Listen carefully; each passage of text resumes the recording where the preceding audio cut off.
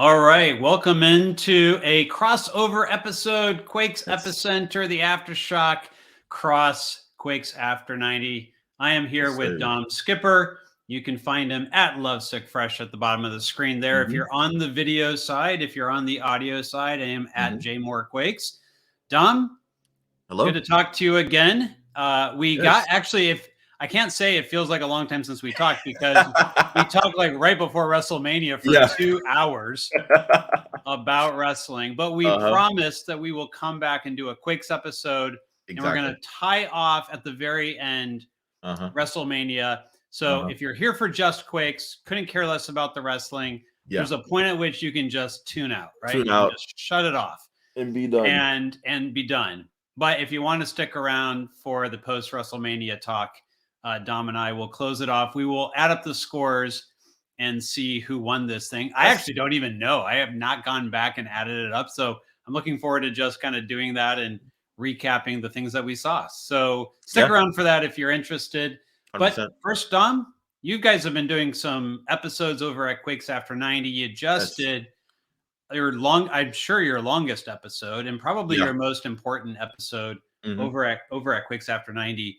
You know, talking about the racism incident that happened with Dante Vanzeir, the reaction of the Quakes to that, Luchi Gonzalez to that, Gerard Struber to that, the comments from Jeremy Abobasi, you know, after the match, and just kind of everything that's happened around that, the 6-game suspension. So if people have missed that, you know, talk to a little bit about where people can find that episode, because I think it's a really important one, and I pointed to it at the end of my recent article, but you want to give everyone, you know, where they can go in order to check out that episode? Yeah, 100%. So myself, joined by my lovely co-host in Phil and Bill and Zach and also Sterling, we decided to go ahead and tackle the incident that happened at New York Red Bulls towards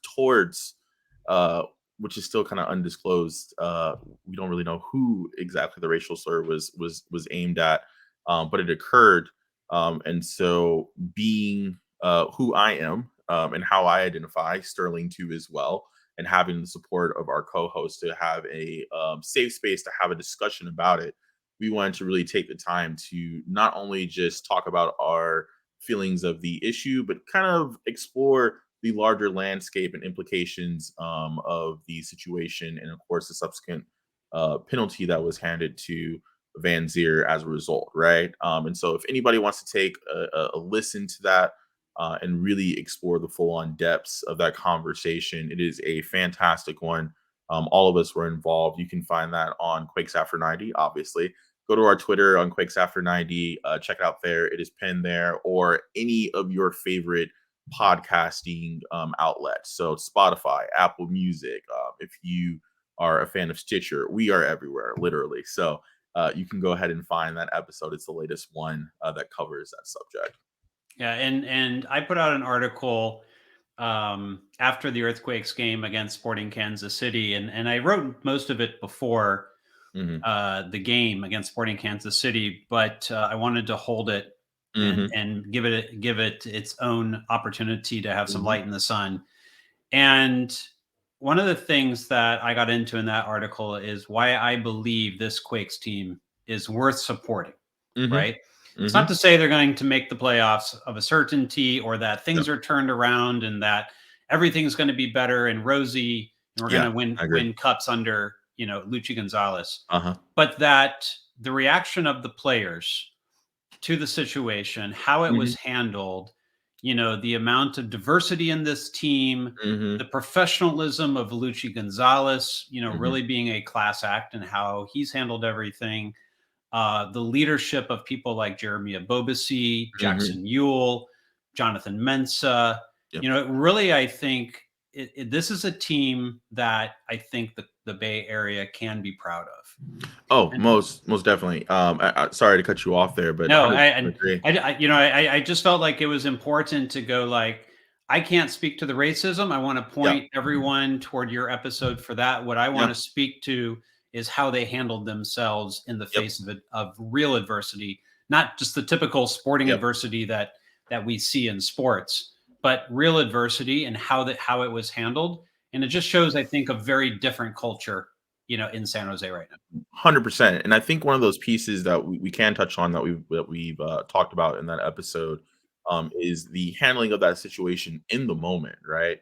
We heard from Ibovasi after the match where he made that very powerful statement, and when he was saying that you have to be right about what you heard in situations like this, right? Mhm. There is no room to be wrong about what you heard. You can't make an accusation that people are going to potentially in the future lash out at you about as a black player, as a black person, because of the reality of being within this country, and the history tied to being black in this country, right? And so for me, it really stood out because it wasn't a scenario in which we had the stoppage time of 20 minutes and then everything was done and over with then, right? I think for the average viewer, it was kind of just like, okay, we had this long stoppage. We don't really have information in terms of what occurred. Now they're back in play. I'm kind of irritated how this took so long for us to get back into play, right? Like that was a sentiment that I saw a lot across the internet. I think for people like myself and others who have experienced racism, for us, we were a little bit shocked of the game even being played again. Boba itself, Yeah. everything was on the table in terms of potentially walking off the pitch and just saying we're done with this game, right? So when we talk about the reaction of the players and reaction of this team in that moment, you have to give them props. How could you not rally behind them? You had multiple black players on this Quakes team who heard a racial slur, who were clearly upset about that, who had to control themselves from lashing out any further. When I say that, I want to make it very, very clear. I am not a fan of violence in any form whatsoever, outside of wrestling and entertainment purposes, right? Fake violence. Yeah, fake violence. But when we're talking about violence towards another individual, for other reasons, I'm not a fan of it, right?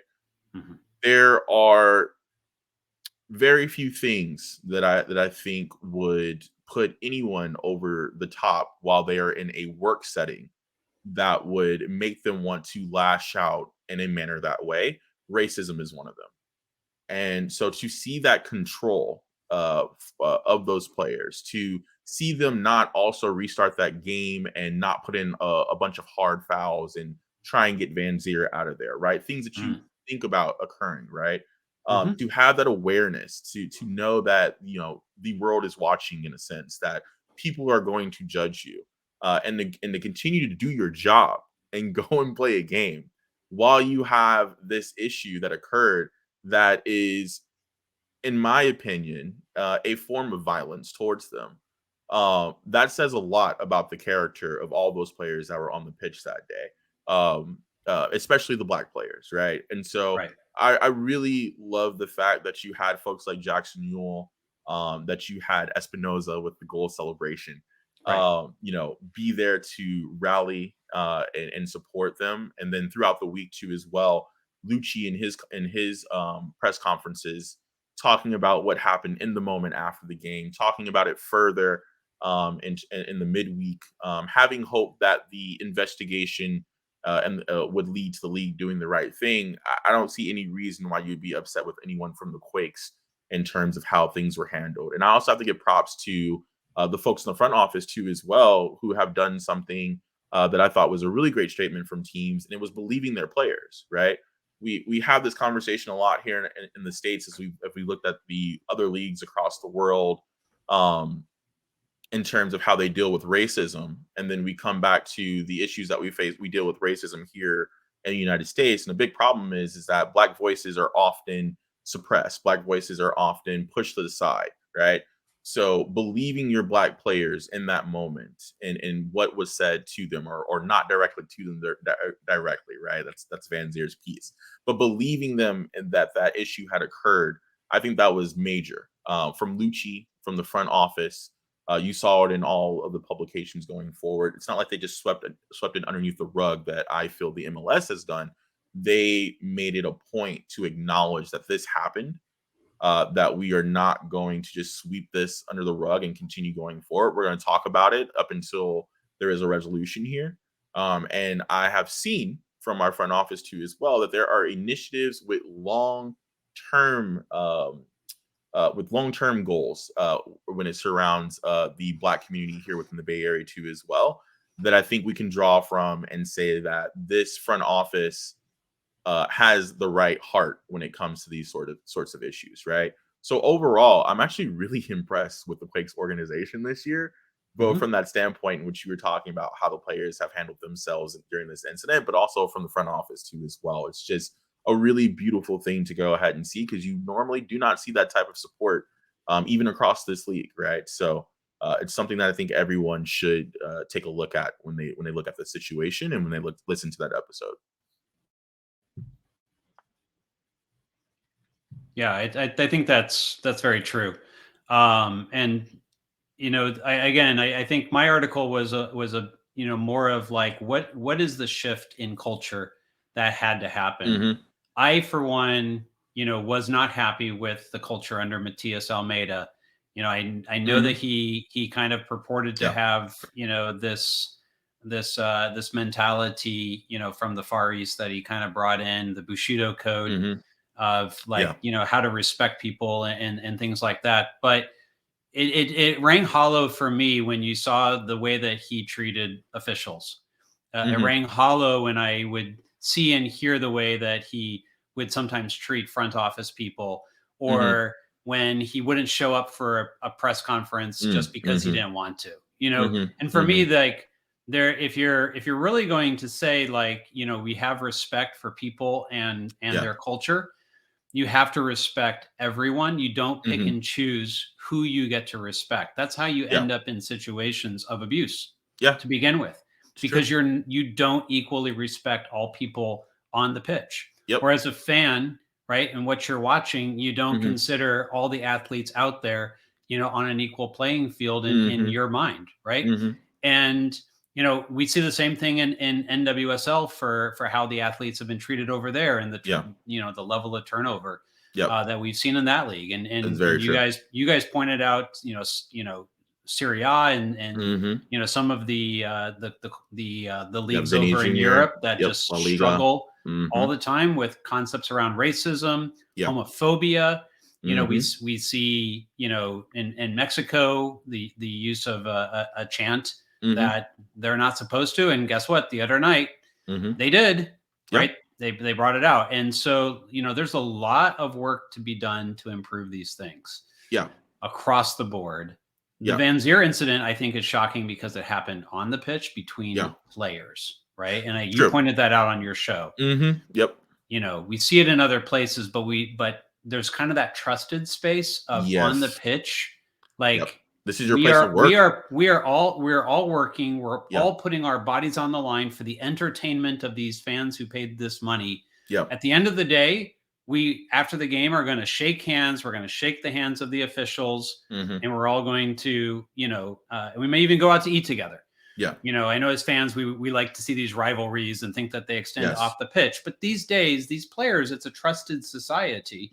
And when that trust is broken by a player, as it was in that situation, that is a very hurtful thing. And you can see not only how much it hurt the Quakes players, but you guys brought it up to how much it hurt the Red Bulls players.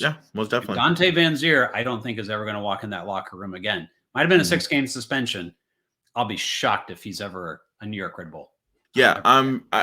Struber's comments following the incident, in my opinion, did leave the door open a bit for Vanzeir to rejoin the team. But looking at things down the line now, the 6-game suspension plus the Open Cup match, I believe he's going to miss too as well. It kind of positions everything to be when the transfer window opens up.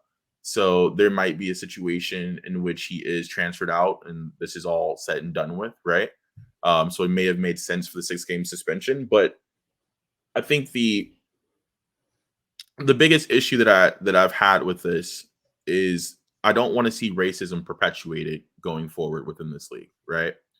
There are some instances, and you brought this up, where you have a chant from one country that in that home country, that chant is not seen in that same light that it is for FIFA and everyone else, right? So there is room for debate there from the folks who are local to that country, who use that chant, versus how it's applied and how it's used in a matchup like we saw this week, right? Mhm. I think that that is something that that has a discussion around it, right? Where, folks are going to fall on one side or another. For me, at the end of the day, that's going to be a situation where it's just like, if folks are being offended by this is supposed to be a safe space for everybody that's in attendance and on the pitch. Let's just do our best to go ahead and cancel it out so no one's offended, right? There should be a conversation about that. For a incident like this, when it comes to racism, that's a whole other level for me. Mhm. And so the league having the stance of a 6-game suspension, in my opinion, doesn't send the correct message Right. of how serious they're taking racist incidents that happen on the pitch, right? I don't think that anybody wants to have a conversation necessarily like we have been about what words are seen as more hurtful than others when it comes to racism. I don't think that there's any room for that, right? And so with that in mind, I don't understand some of the discourse around this and where people have said, well, if we knew what the word was, there should be a harsher punishment that may have come down, or there should be a lesser punishment, right? And I feel like that's a lot of the discourse here, right? And that's something that I hope the league does take time to address going forward, is acknowledging that they need to be harsher if Vanzeir does not leave the league. Now, if Vanzeir comes back and he does end up playing for New York Red Bulls again, but I'm with you. I don't think that he will. But if he does come back and play for New York Red Bulls again, there are going to be a lot of hurt feelings from fans like myself across the league, because it is basically showing us that, like, hey, there actually is room for racism in this league. And I'm not a fan of that, right? We've seen Mexico have to play without their fans because of that chant that you mentioned earlier, right? Right. Like, so there are steps, and they may be extremes to some people. You may disagree with that word not, being what it is to some folks. But the stance that has been taken has been more extreme to try and stamp it out. 6 games, in my opinion, isn't taking things to that level to go ahead and stamp out racism across the league, right? Right. And that's really what it comes down to. So I would hope that going forward, this league can learn from this situation, and ultimately put some actual, put the pen to paper and put some things within the CBA, have it within our league mandate, really be about the words that you go ahead and promote out there in marketing, right? Because this was an incident too as well, and I don't mean to harp on this a ton, but this was an incident too as well that really exposed the fact that the league does not have protocol for these situations. Period. We've made protocols for other things, but we haven't made protocol for racism. And racism is a very real and alive thing in this country. I know not everyone has to deal with it, and I know you don't want to necessarily hear people talk about these things over and over and over and over and over again. But it's very real for some of us here within this country. And the bare minimum that we've asked is to acknowledge it when it happens and to have proper consequences in those instances too as well. I don't think that's a hard ask for anyone. So I'm curious to see how the Black Players Association handles this going forward, what negotiations look like, as we get to the middle and the end of the year when people have actual time to think about this. I hope that the league, and this is echoing Luchi, decides to put some new protocols into place that really does stamp out racism within this game. Because right now they're sending the message that, like, hey, if something like this happens again, and it's happened before with homophobia too as well, which I see as an equal, that, hey, there is room here. We're going to give that person a couple of suspensions, but if somebody else does it, it's just a couple of games. Racism, homophobia, any form of hate speech towards any particular group in this league just has to be 100% stamped out. It doesn't have to be a Black thing at all. It doesn't have to be an LGBTQ thing at all. It just needs to be a human thing. And I think that this league should be taking that stance in order to go ahead and just end it all within the beautiful game. Verbal abuse of any form should not be tolerated. Yeah, I agree. Yep. And that needs to be stamped out from a player's side, a coach's side, and then ultimately it has to also come into the environment of the come fans. into the environment, and then we'll be good to go from there, right? Like we love this game at the end of the day. I don't think anybody wants to feel personally attacked based off of something that they can't control, which is absolutely madness, right? Like I was listening to a pod earlier this week, and there was a tidbit from them that made me laugh, where they were talking about, like, some people just didn't grow up capping on each other, so like having that back and forth dialogue between friends, basically. So it's just like you don't have any your mama jokes in your arsenal, basically, right? So it's just like, where they turn to racism, and it's just like, that can't be the solution, my friend. So it made me think about things in a different light, but I was kind of just like, you know what, you're right. Because anytime that I have been, had a slur hurled at me, it's because I've probably said something to somebody, they had no other response, and that was their reply back, right? So, we can have fun with it, but we got to stamp out the extremes, in that manner, just completely out of the game. Yeah, absolutely. Okay, well, with your permission, Yeah, let's talk more about these Quakes. I would love to. All right. So, at this point, 5th place, not bad. In the West, tied and just down on I think 1 goal on goal differential out of 4th place. Better than you thought it would be at this point, Dom, in the season. And 4 wins out of 5 games, the other being a draw at home. It feels like it used to be called Avaya Castle by Flo, right? Are we feeling like we're kind of getting back to Avaya Castle days, huh? The home stint is absolutely beautiful to go ahead and see, and I have to say that if you have the opportunity to go to a game at home, this seems like the season to do it, right? Yeah. Because they are just absolutely solid when playing at home in terms of defense. Which I am shocked by. It's weird to watch the Quakes not like flying all over the field and looking like they're completely getting ripped apart and discombobulated. And it's insane how impressed by the defense I am. But on the attacking side too, as well, Jamon, I owe you an apology, honestly, because me and you had a bit of a Twitter back and forth last season. Not us. Where I was just upset with Espinoza and his play style underneath Matias, that I was fed up. I was done. I was sitting over there in my section, watching him just not be as dynamic as he has been this season, right? And under Cavello too. Yeah, and under Cavello too. Really as well. Started under Cavello. Yeah, it just didn't seem like. At first I thought maybe it's the instructions that he's being given, and then I was just like, maybe his heart's just not in it. He feels like he's going to go somewhere else. It was just all these different reasons that I had, on our pod and talking on Twitter and such, that I had for maybe why he wasn't, giving me what I wanted him to give when he was out there on the pitch. But you held firm in the data, which I appreciate. I'm a long-term guy. And you made I don't do short-term results. There you go. I'm gonna look at it with a long term. I love. Where is this going to? But you made a statement about, don't be upset with the Quakes because they signed a player of his caliber with his price tag. Be upset that we haven't spent more money, to provide somebody else around him to help him out too as well, right? Like, that was the gist of it, right? Mm-hmm. And this season, I feel like this team has the roster for the starting 11. And the coach with the know-how in order to utilize that starting 11 and some of the rotational players to really get the most out of Espinoza.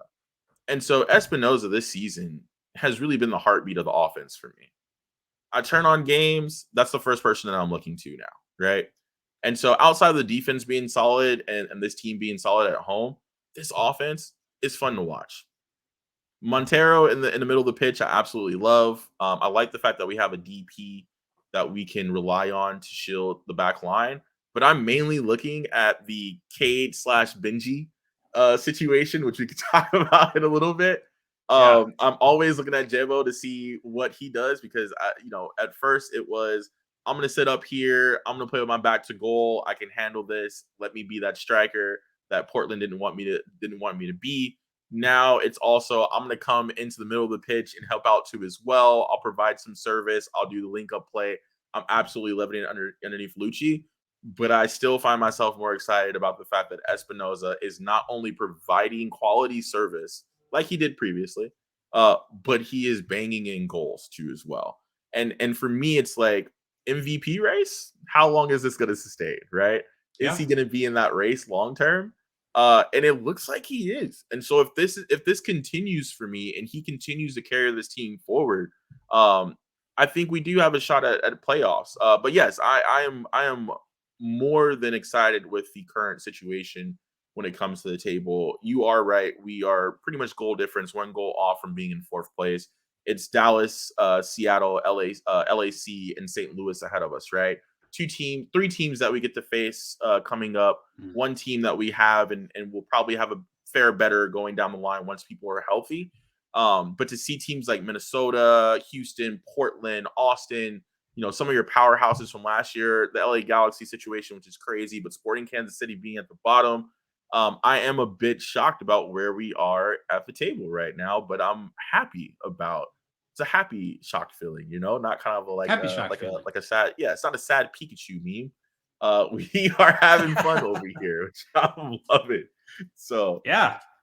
Well, it's one of the things that I feel that Luchi has been able to do is, and this does stem first off, with full credit to what he accomplished at FC Dallas, going from in effect an academy coach to academy director to suddenly finding himself to be the head coach of the first team. And then to have a number of key players departing and trying to keep that team competitive. Yeah. It would have been too much for anyone. Imagine, if you will, if all of a sudden, you took away Espinoza, Abobasi, Gruezo, and Mensa, and said, team.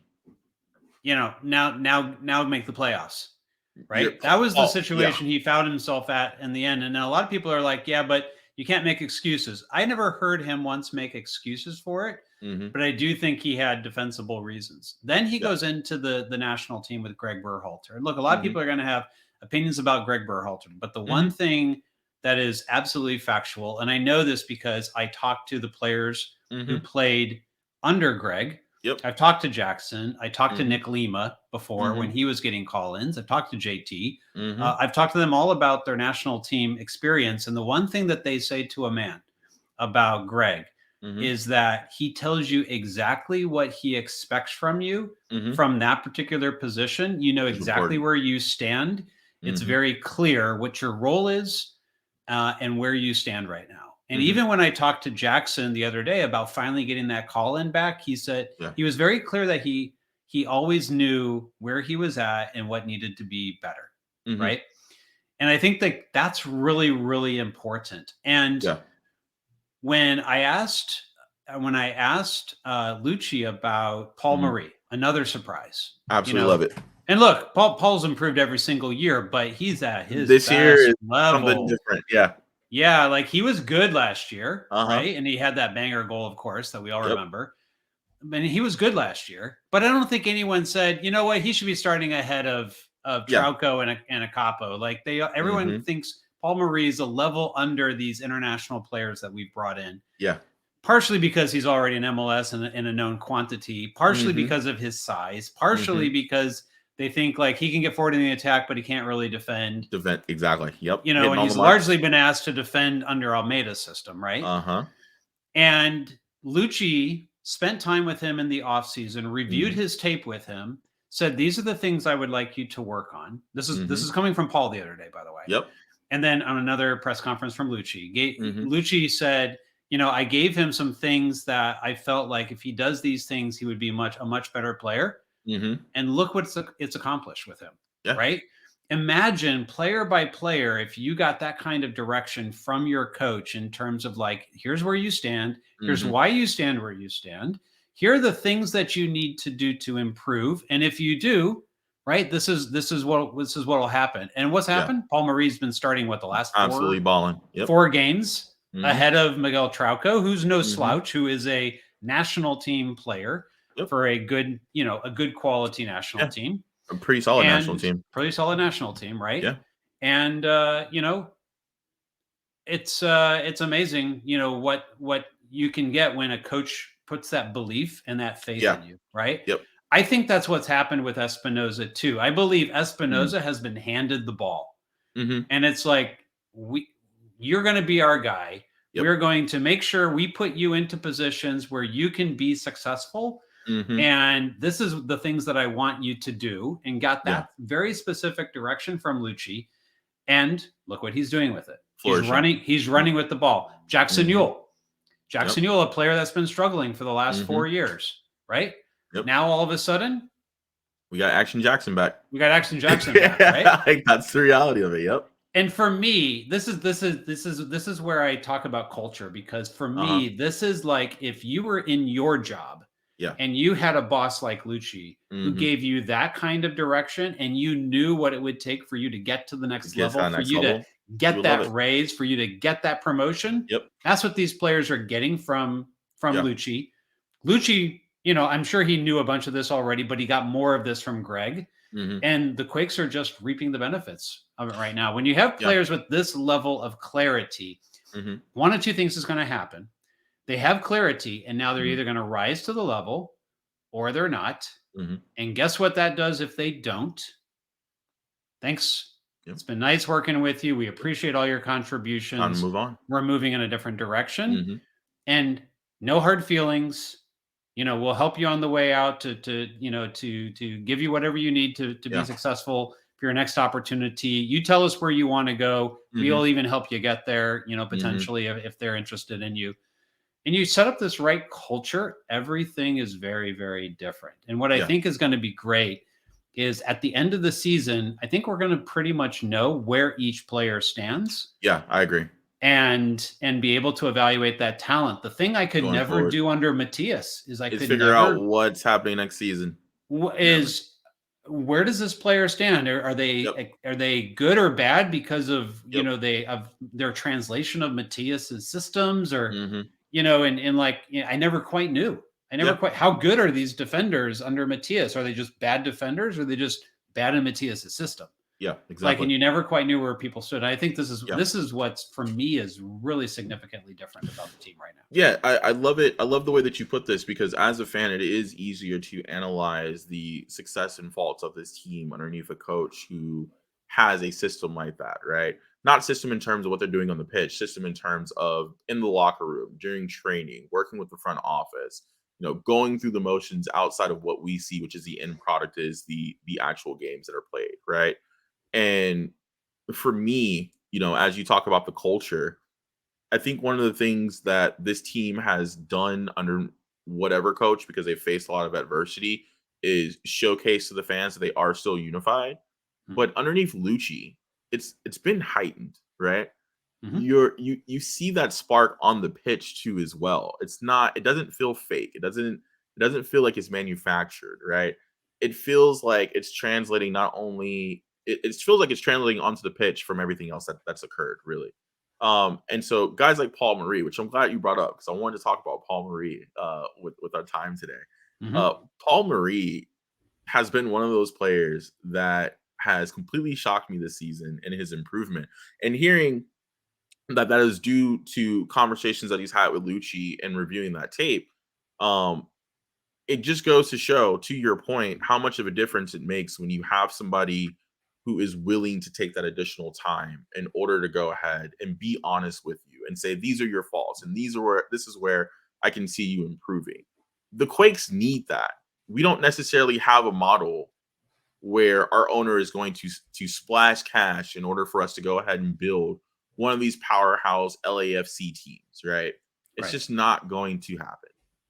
So you need someone who has that academy pedigree, who has that understanding of developing talent, right? Who can come in and put the pieces together. And I thought we were going to get that with Jesse Fiornelli. I thought that's what his coaching hires were going to be. You gotta step on the academy side, a step or two on the academy side, but he did bring in Cavello. He did establish a academy culture, and I think fair, but I think they're still reaping some benefits from that. But and the first team we didn't really see it. It didn't translate. Yeah. It didn't translate into the full pipeline like was laid out for us. Remember when he had that town hall, that conversation with all of the fans in which he talked about, like, this is what I'm trying to establish, this is my vision. We never really saw that come through. And I feel like it's happening more with Luchi than it has even with the previous GM and the previous coach, right? Yeah. And that's what I like about it. There is a player that I do want to talk about, though, too, as well. As we discuss this, Cade Cowell has recently had these comments within the Daily Mail. Some were saying it's a planted article about about him being ready going over to Europe, right?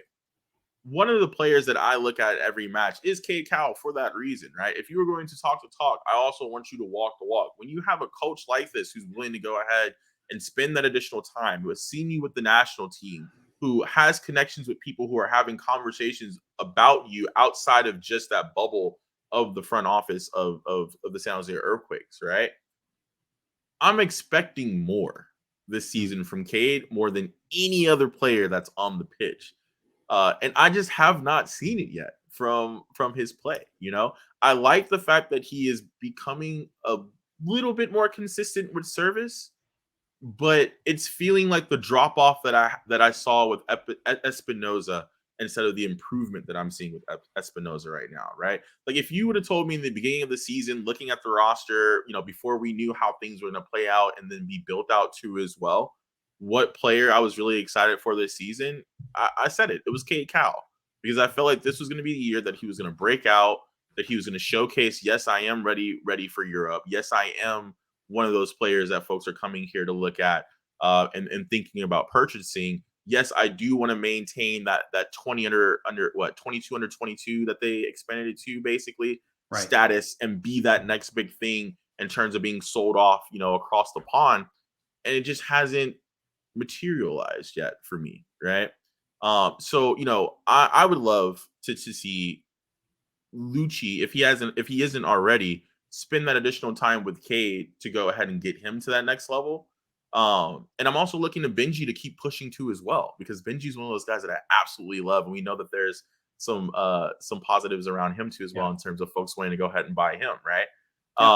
But that battle in itself, you know, in practice and seeing who takes advantage of their opportunity starting or coming off the bench is one that's also been a favorite for me to go ahead and look at. We just had Cade play against Mexico for some significant minutes this week too as well, which wasn't one of his best showings, but I still think pretty, I would say, fairly positive from my standpoint in watching the game.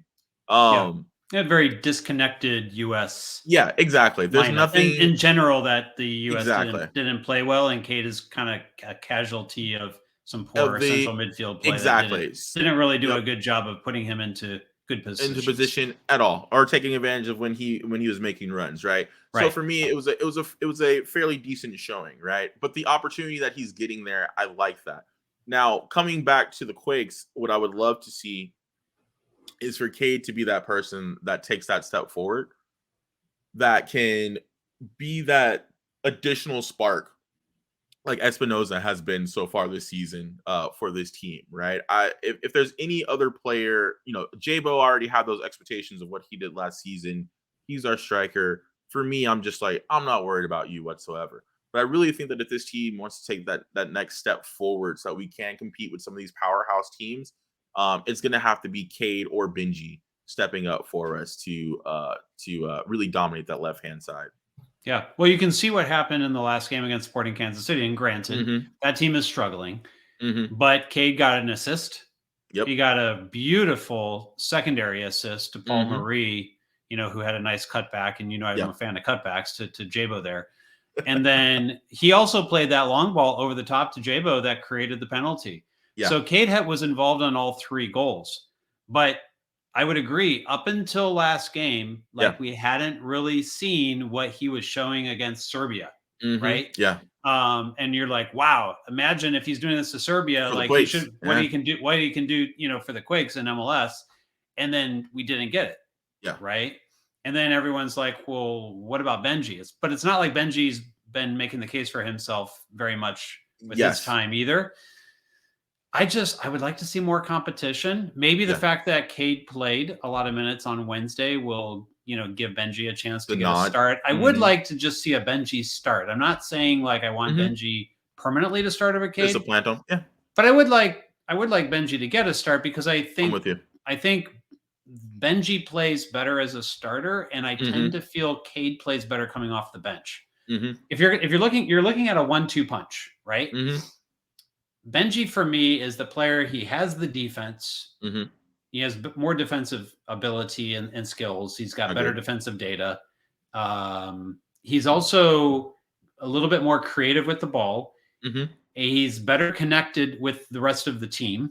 And I feel like he's just a better overall starter. Then you imagine after Benji's wearing everybody down, now around the 60 to 70 minute, you throw Cade Cowell in all of his pace. I think that's the best for Cade because Cade's running now at a tired team, not a fresh team, right? Yeah, and so you can really kind of take advantage of the strengths of Cade. So it's interesting to me that we're now on the third consecutive coach, and this, by the way, this happens across the soccer spectrum, so I get it. It does. Yep. But it's the third consecutive coach that has decided that I need to play Cade as a starter instead of Benji. Yeah. And the previous two learned the hard way and made a change. I'm interested to see if a change is coming. But the reason there's a reason to not make a change, and it's that the Europe thing that you mentioned. If Cade doesn't get the time, how is he going to get seen? Get over to yep, exactly. And how is he going to get over to Europe? Right. And you would say Cade has a bigger upside probably long-term than Benji does because he's 4 or 5 years younger. And so if he gets the time now, if you invest that time now, then hopefully he shows it. Yeah. And hopefully it makes the move to Europe. So I'm just kind of wondering if the reason it's Cade is because they want to sell off a summer move. And then they did, to your point, they did the article, which Leach also participated in, right? And this is the first time I've ever heard Leach publicly comment about a player in an article ever. And Leach basically said, I'd love to be able to move him to Europe. Yeah. Yeah. So I get this feeling like it's already set up that they're going to roll Cade out there generate as many highlights as they can. Try to see what interest comes in and try to make a move happen in the summer window. I just have this feeling. It feels like it's been a plan. It's been planned that way for some time, right? Like this has been that shining star prospect that will generate revenue for the club, but also start to establish the club as a place where you can come and take a look at our talent pool that comes through our academy, that gets signed to a homegrown contract and say, hey, let's go see what the Quakes have over there in this system. Those guys have some really good players that we may want to take a look at, right? So I don't see a negative at all. No, there's not really a negative other than if Cade is going to continue to have subpar performances, which if he keeps playing Sporting Kansas City, he's fine, right? But it's totally fine. If he has subpar performances, the upside of this team might be limited by the fact that you're rolling Cade Cowell out there until he moves to Europe. I agree 100%. So it really becomes a matter of the individual versus the team at the end of the day, right? And so I'm with you in terms of hoping that the play that he displayed against Sporting Kansas City stays. And to your point, they may be bottom of the table team, but really good teams and really good players make the most of their opportunities no matter what team they're facing, right? So and by the way, RSL and Austin aren't lighting the world on fire right now, and you're going to go into their place, but there's an opportunity to, there's an opportunity there to take advantage of a couple teams that are not playing at their best right now. Exactly. We want the points, right? So that's what it comes down to. Excellent. Okay, what else we got on the soccer side of things? Let's see. So we touched a bit on Cade. We talked about Espinoza. We talked about Luchi and the culture too, as well. Yeah. I think the next piece for us is that road stretch that we want to. So let's talk about this. The team sitting in fourth place right now. I get the feeling that, or fifth place technically.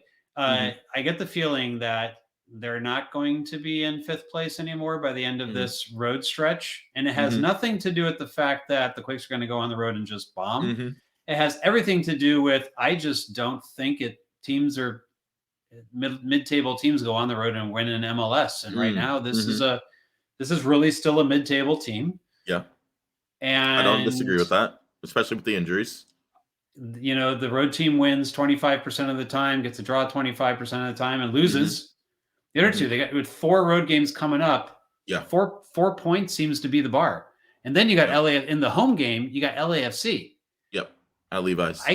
Is there a strong possibility that you come out of the next 5 games and only get 4 points out of it after such a good start? Because it feels that way to me. Yeah, and so there's 2 caveats there. The Austin FC game is 4 days after the Open Cup Monterey game, right? Oh yeah, I forgot. We got Monterey Bay Open Cup in there. So who do you field in that match? Like, do you take this competition serious, or are you going to focus on the league, right? Who do you field in that match? We don't really have the depth right now, unfortunately, in my opinion, to field a semi-strong team against Monterey, take that cup seriously, and then 4 days turnaround, go on the road against Austin. I just don't see that working out in our favor. Yeah, I know fans are like, hey, look, we win 5, 6 games, whatever it is, and we can get a trophy in Open Cup. Last year, when you had very little chance of making the playoffs, I thought it made complete sense to go all in on 100%. Open Cup. Yeah. This year, I think you focus on playoffs. Yeah, I think you have to focus on playoffs too as well. Even with the expanded playoffs and there being a better chance, right now, for me, this is a very pivotal moment for the team to really establish itself underneath Luchi Gonzalez as, hey, this is going to be our identity. This is who we're going to be. Let's take that in baby steps, right? If we don't take the Open Cup serious right now in Luchi's first season, I'm okay with that. That's cool. Because there's the bigger picture, right? Like you said, I don't care about the short term in terms of Espinoza. I'm thinking about the long term. I think we have to have that same approach here too as well. But you're also largely going to throw out a team there. It's just to kind of back up and you know, for some clarity. Buda, Benji. You ran out that team against the Sounders, who ran out their second team largely too, right?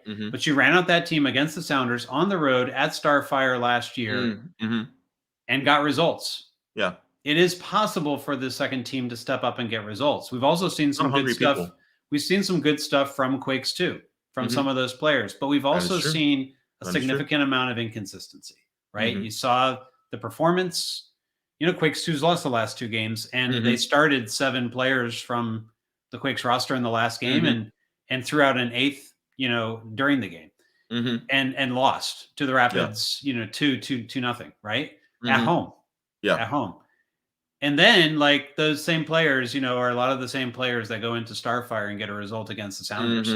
So it's really interesting to me. I think a lot of it's just youth, inconsistency, inconsistent opportunities for some of them. Like, you know, Jack Skane's going to go like how long between actually playing, you know, sometimes, you know, Quakes games.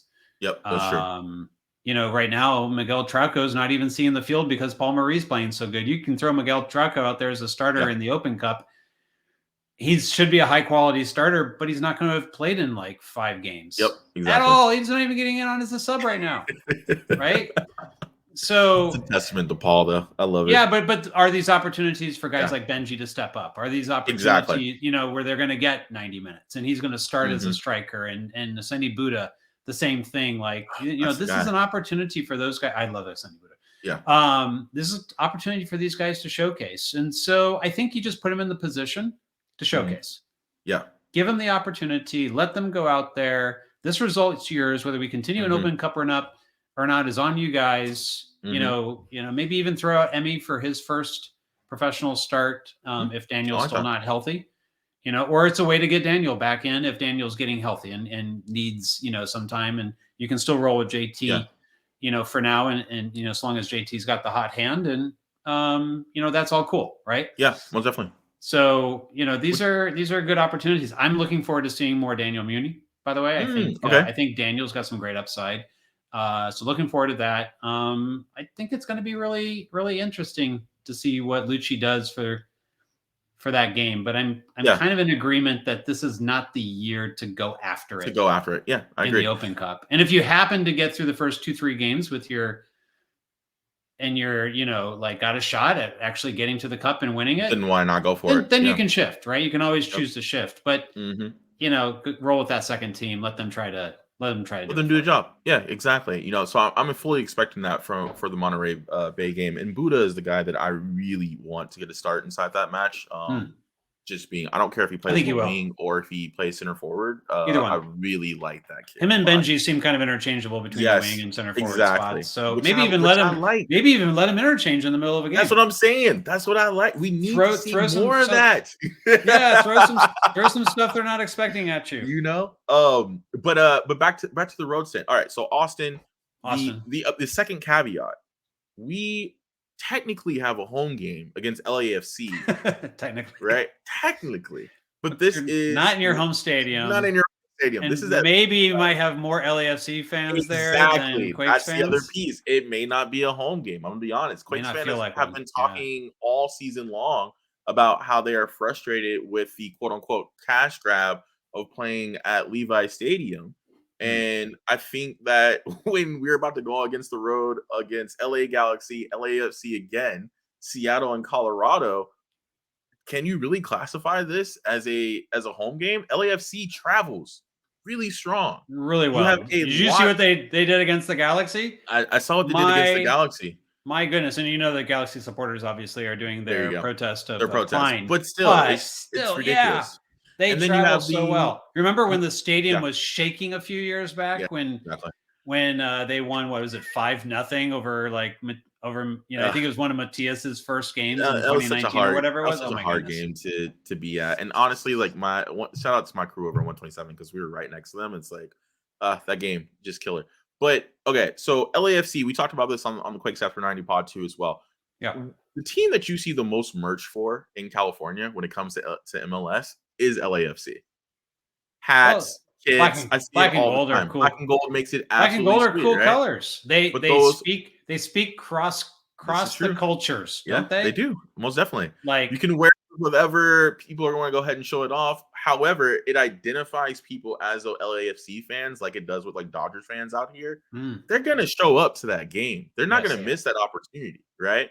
Now, the Galaxy fans should hide their faces right now, but the LAFC fans, I would show up. They're going to be outside. So yeah, you won MLS Cup. You got cool colors. You're going to want to show it off. You got to show up. So I'm a little bit concerned. I don't know if I'm going to qualify that as a home game. That might actually. What if you just stick them up in like the fifth deck and you go like, yeah, you got the whole fifth deck. You don't get that same benefit when you do games like this at Levi's.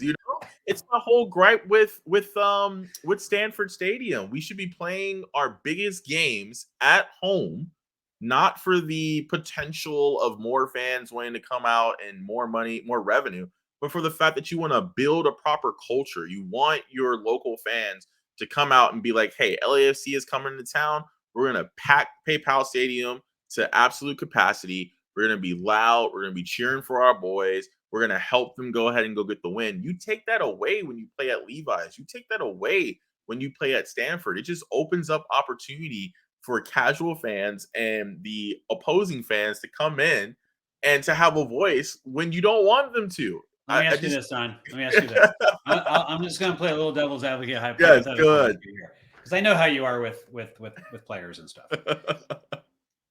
Let's say that enough revenue gets driven off of those games and Fisher actually invests it back in, and Cade gets sold, I'll make it up, $5 million into Europe. So now you've got Cade's $5 million. You got the revenue off of these two games, and you get a DP left winger.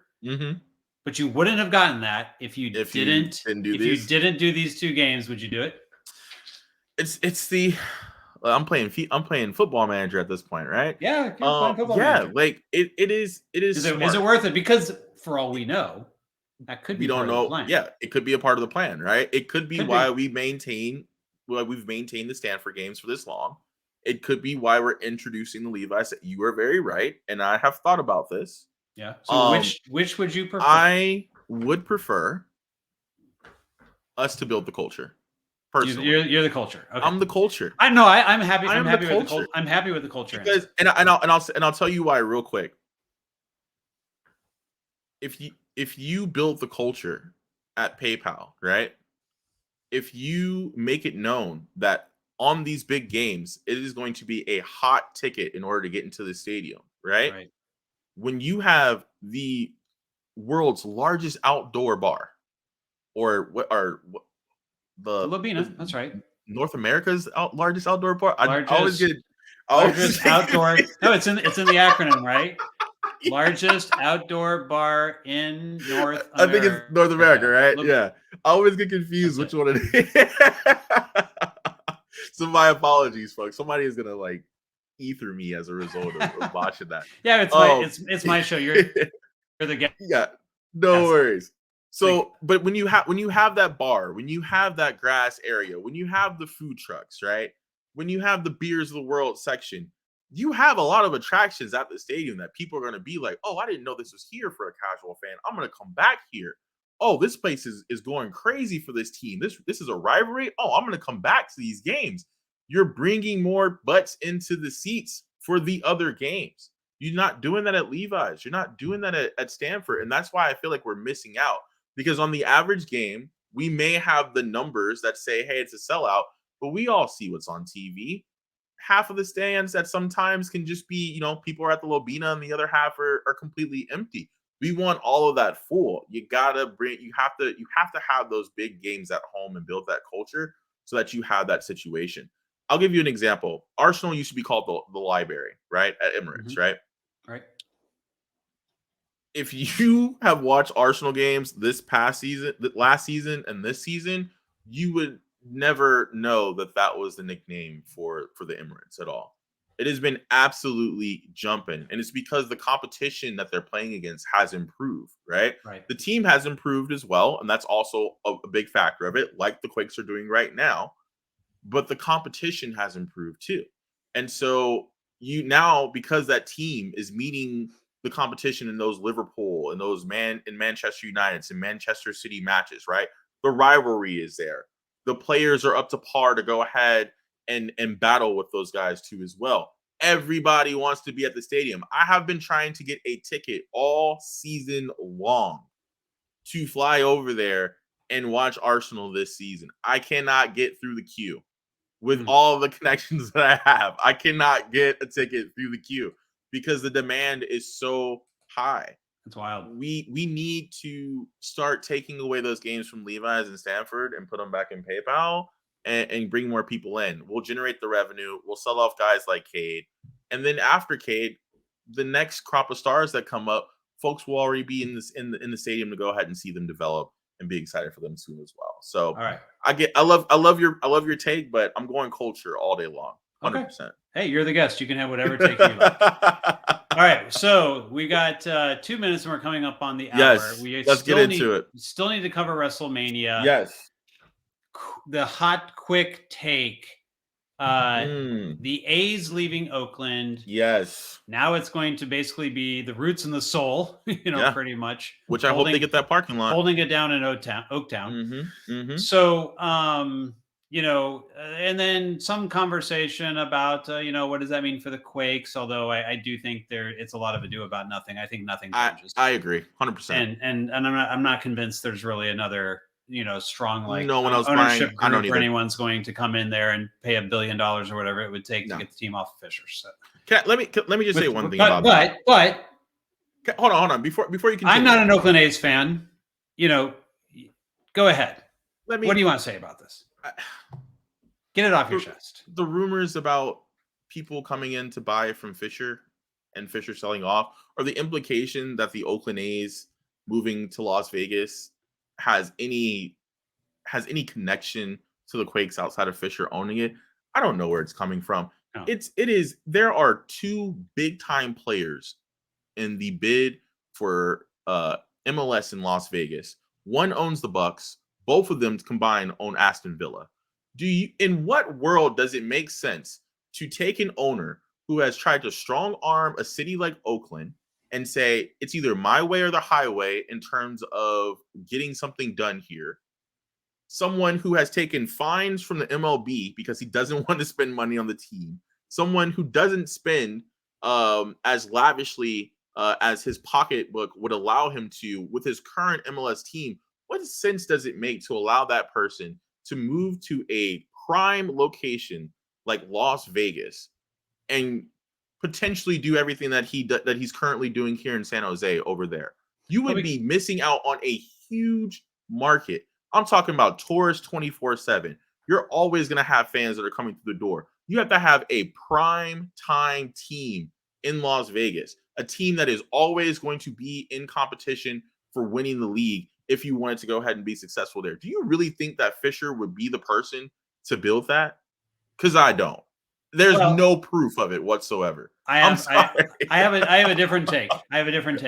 The A's don't have to draw flies. The opponents are what's going to draw. So it's the A's are not going to have a real home base there. You've seen what's happened to the Raiders.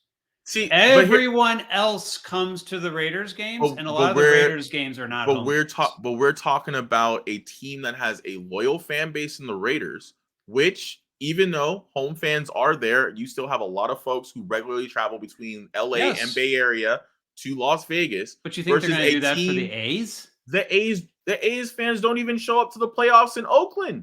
They're not. So what I'm saying is the bet here is that the Las Vegas team becomes like the rotating home stadium for all the other teams in the league when their fans want to come to Vegas for a three-game weekend.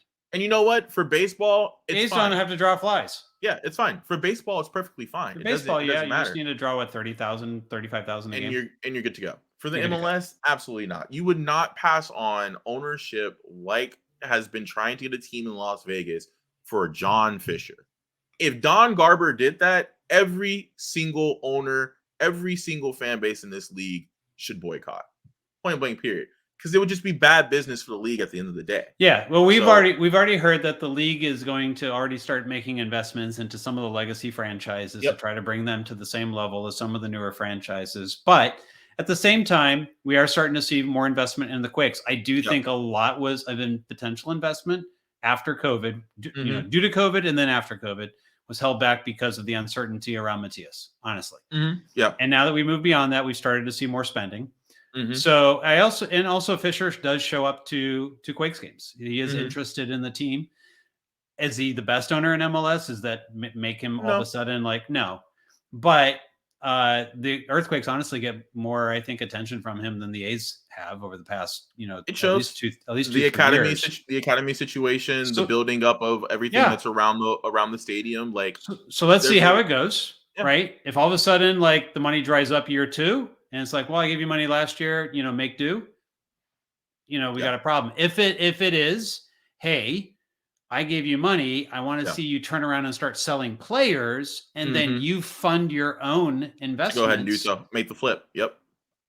That might be a Fisher attitude, and I would kind of understand it from a business person's perspective. I would be okay with it because you're giving us the academy though too, right? Correct. So in other words, you have to bring in the whole thing in.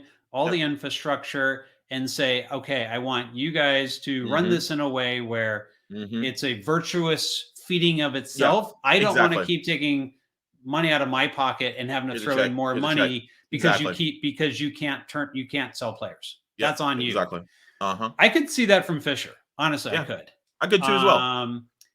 And if that's the answer, I think that's fine. I just think be transparent if that's the answer.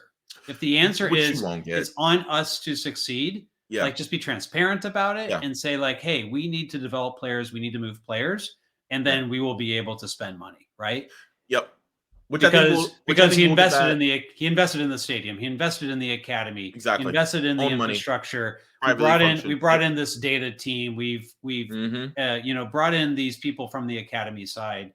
We brought in the technical director from the Red Bulls. We've made these different infrastructure investments, and there have been many of them. We got new fields coming in every year now, right? With his own money. We got a new supporters section. With some of that money too, right? So there has been investment in the Quakes. You have to look a little bit more than other teams to find it, but it does exist. So it'll be interesting to me to see what Fisher does from here with this team. As far as the A's go, the A's unfortunately are in a bad place. And it's just the reality of it. I really do feel bad for Oakland losing out on 3 top franchises. The Warriors were never going to work there because there were no additional amenities in terms of like entertainment and such. And so that's always been a want when that ownership group bought that team, that they wanted to build around that area. When they realized that they would also have to do business with the A's and with the Raiders in order to go ahead and get that done, that lack of control for them was just absolutely no. And that's why they're here in San Francisco, right? With the Raiders, that was an opportunity for a owner who doesn't have a lot of money to have a compromise on, if I want to get the stadium built, I can still maintain some of my fans because they already travel to Vegas. You see a great migration from the Bay Area to Las Vegas quite a bit because it's more affordable. That's an opportunity for him. I get it to an extent, made the move over there. Fisher is in a whole other boat when it comes to the A's. You could have gotten a deal done at Howard Terminal. You could have very well have gone the San Francisco Giants route and said 40% low income housing, or actually not even low income housing, market rate housing, no problem at all. We'll use this as a parking lot for a couple of years first and build some additional revenue for ourselves. Then later down the line, when we have a good plan, we'll put that in motion. We'll build the housing. We'll build up the commercial space around it too as well, which Fisher absolutely loves, right? Build out Howard Terminal. You build out the infrastructure. You could have got a deal done there, right? Yeah. Like I see the opportunity there. But it doesn't have any basis for me on what's happening with the Quakes because, again, everything with the Quakes is his own money. You cannot excuse that whatsoever. Yeah, and the two different things completely. Vegas, the competition in Las Vegas on top of that just really solidifies it for me, as in that absolutely no way that Fisher is selling this team. No. And the development around the stadium, you know, the whole Coleman Avenue, that's gonna start paying off. It already is. Yep. That he's a real estate guy, and you know, we know that a lot of the investment in stadiums in this league are real estate plays by these billionaires, and that's what you have to know. And you know, that's what's happening. You know, and the Quakes fans benefit though. We've gotten parking garages up now. Yes, we all want the academy facility built. I think that's the thing that still needs to be done there, but you know, there has been a continuous stream of investment going into this land, and it is more valuable. And you know, it's been developed pretty well. It's attractive. And we've got land, and we're now getting closer to 10 years. Closer to 10 years. Project. Yeah. And correct me if I'm wrong here. Did not Don Garber already talk about this last season? Yes, he did. He already addressed it. So someone already said. Someone already asked him, and he's like, one has nothing to do with the other. Yeah. The Quakes are not going away. John Fisher is our owner there. I believe in John Fisher. Yep. That was the end. So hopefully we can put that all to rest. I don't think we need to have any unnecessary rumors around that topic, you know, especially, and the reason why someone comes in with at least a $750 million hard offer with an ownership group. Guess what? You have to buy the team. Now we can have a conversation. You have to buy the team. You have to buy the stadium. You have to buy all the land surrounding it because that's where the training grounds are. There's a hotel there. There's the business park that's there too as well. You're potentially going to have to buy the training facility, which is going to be another $30 to $50 That's why it's not going to be $750 million. I'm saying that's your starting point for even to have a conversation, and you're not getting the land if that's your conversation. No, not at all. So you got to come in with like probably someone in the neighborhood of $2 to $3 billion for the whole package. I agree, 100%. I don't know how much that land's worth these days, but that's just my guess off the top of my head. I don't know anybody who wants to own a team for that much money. So no, I would want to maybe own the land for that much money, but a soccer team, probably not. You can go to Europe for much cheaper. Much cheaper. Much cheaper. You can have a Premier League team for like a quarter of that. If I'm not mistaken, the last or at least a second division team that you can push into the Premier League. No, because what was the Newcastle deal? It was but Newcastle's already in the Prem, right? Yeah, but there were two deals that weren't as shockingly expensive. Leeds, that's what it was.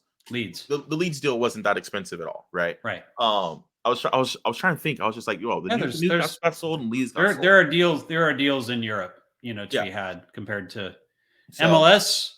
There's not very many deals. It's all like, No. I'm glad we're on the same page about this. You have to look. Yeah, you have to look at the real estate multiple around this in order for any of these deals to make sense in MLS. Yep, 100%. Yeah. So I'm really glad we're on the same page on that, because I just don't see that happening at all. Okay. Yeah. So we should probably say, for those who don't want to stick around and talk WrestleMania, because we are an hour 10 into this is your time to step away. We'll probably keep this as one episode, or maybe we'll split it up. But just in case we don't, if you're seeing 30 minutes to an hour left here, because we don't know how long this is going to take, we won't talk a lot. If you're seeing like that much time left, it's not going to be soccer talk. So feel free to go ahead and draw out, and I'll figure out how to do this. We're going to shift over to the results of WrestleMania, and if you missed it, and you're and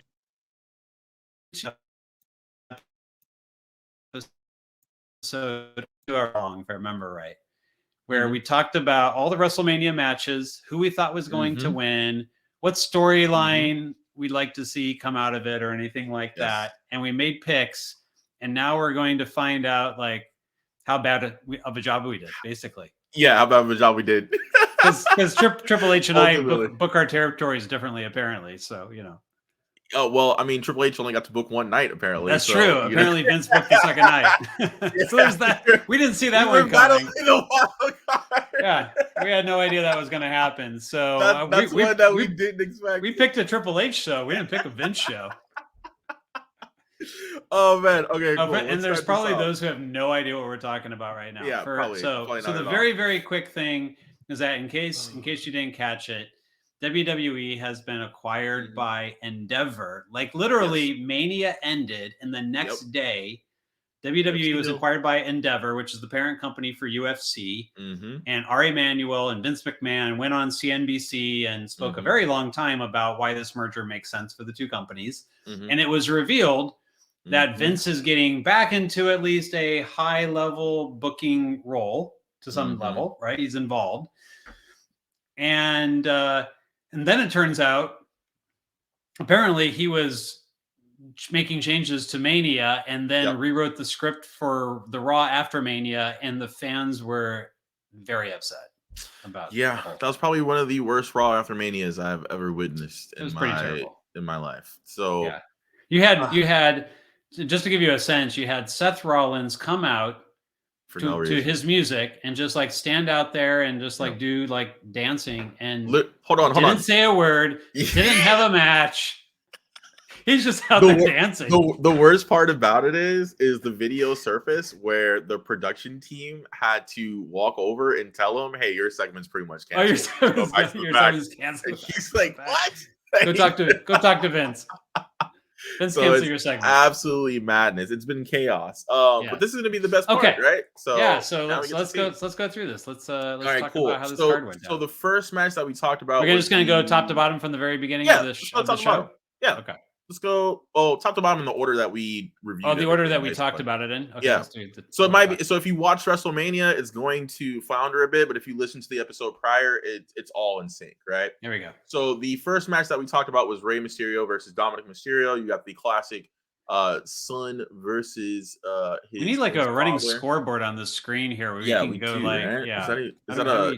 Can you guys put that in motion? That is not a feature of this right now. I don't quite know how to do that. It would honestly, like, the best thing would be if someone came in. Oh, you know what I can do? I think. Can I put it into? Oh, I can't. No, it's a recorded episode, so I can't put it into the StreamYard comments that people use on the show. That would have been good. I could have like kept it down there, and we could just like and just keep that tally. No worries. Through the comments, but we can't. So we'll have to like keep the tally. We'll give an update. Exactly. So the first match. We'll read out the scoreline. Rey Mysterio versus Dominic Mysterio.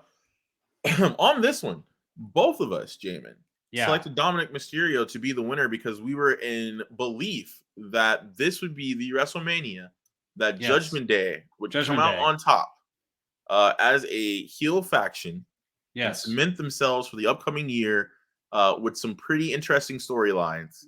It seems like which by the way, yeah, it is starting off that way because they are going yeah, to definitely be it's featured true, at Backlash, 100%. Bad but Bunny, they're gonna do it with, you know, with a belt, but yeah, with no other wins. So we will yes, get to all exactly. that. Yes, yes. So in this match, which is setting up But now we see where Backlash, this is going. Now we see where this is exactly. going. Yeah, So you're gonna get Bad Bunny as a result of this.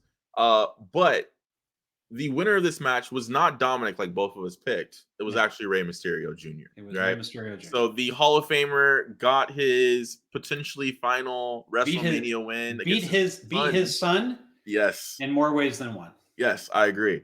Yeah. So that's a 0-0 for both of us there. Yeah, And that was not well. That was not well picked. So let me just real quick before we move on from this. Yeah.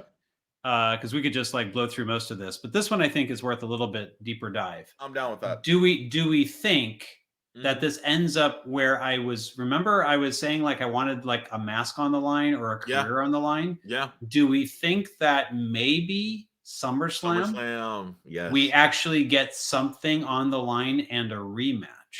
So Because I think that might be now where they're going. And what I said I wanted, I'm going to get, but it's just going to be delayed gratification. And you might have a point there because if you remember the WrestleMania entrance for this match, what did Dominic Mysterio have on?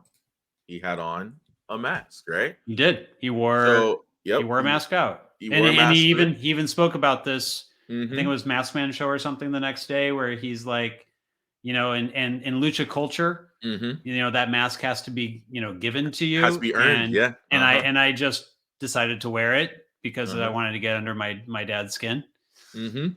So it might be one of those instances where as we go along this line, we get to SummerSlam and that mask that Dominic has to earn is achieved. It becomes a thing in that last match against his father, right? So because Backlash, we're gonna get the celebrity match with Bad Bunny. It's gonna be in Puerto Rico. So you know, this is the money draw here, right?